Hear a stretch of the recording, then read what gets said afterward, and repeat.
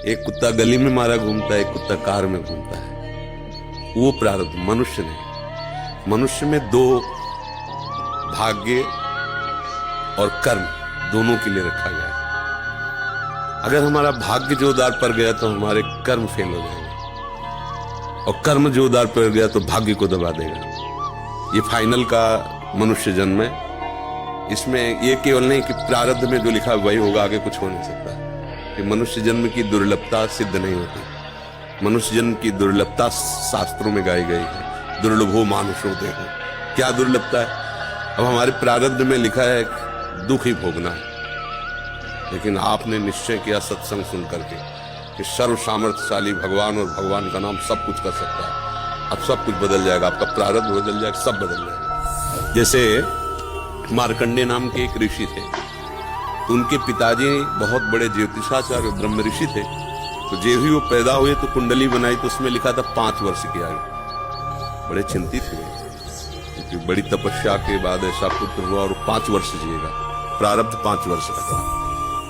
तो उनका मनुष्य जन्म केवल प्रारब्ध के अधीन नहीं है, उपाय के भी अधीन है। क्रिया कर्म का मतलब उपाय भी करें उसका। तो उन्होंने विचार किया कि इस प्रारब्ध को केवल भगवान या भगवान का कोई प्रेमी महात्मा ही बदल सकता है, दूसरा कोई। तो जैसे जैसे वो सयाने होते गए, एक एक दिन वो नोट करके पिता है, जब थोड़ा सा 3-4 के बीच की अवस्था है तो उनका बेटा मेरी एक बात मानो, ये गंगा के किनारे जितने भी कोई ऋषि महात्मा संत दिखा सबको साष्टांग प्रणाम करो। अब वो बालक थे, अब संतों को प्रणाम करने की उन्होंने, क्योंकि जानते थे कि संतों की कृपा दृष्टि पड़ जाए तो प्रारब्ध का नाश हो सकता है।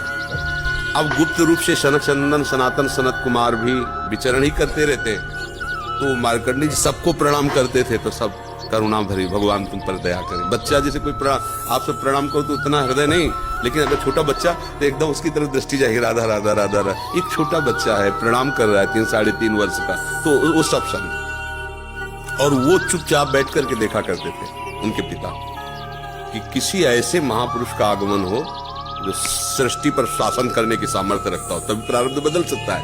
छोटी मोटी तपस्या वाले से प्रारब्ध थोड़ी बढ़ता है। उन्होंने देखा ये चारों तो कुमार हैं, सनक सनंदन सनातन सनत कुमार, जो साष्टांग किया तो वो एकदम, वो भी 5 वर्ष की अवस्था में रहते हैं हर समय। उन्होंने कहा चिरंजीवी भव।